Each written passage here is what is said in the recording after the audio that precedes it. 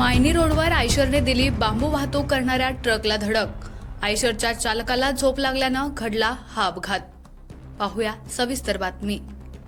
दहिवडी मायनी रोडवर नाशिकवरून सांगलीला washing powder घेऊन जाणाऱ्या आयशर टेम्पोने सिंधुदुर्गवरून अहिल्यानगरला बांबू घेऊन जाणाऱ्या ट्रकला धडक दिल्यानं भीषण अपघात घडल्याची घटना घडली आहे। घटनास्थळावरून मिळालेल्या माहितीनुसार आयशर टेम्पो क्रमांक MH10AW 1977च्या आनंदा शंकर बंडकर व 49 वर्ष म्हैसाळ तालुका मिरज या चालकाला अचानक झोप लागली।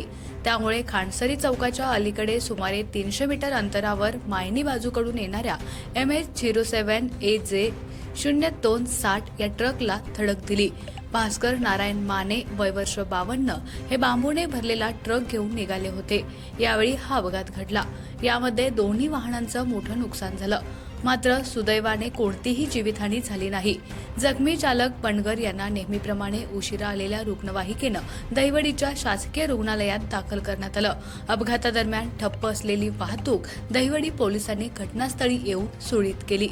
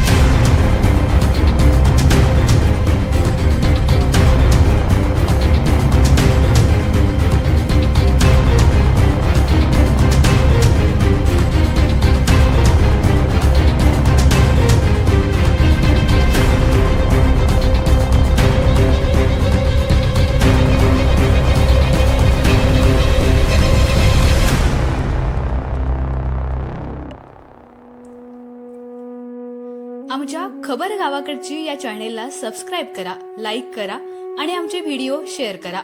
धन्यवाद।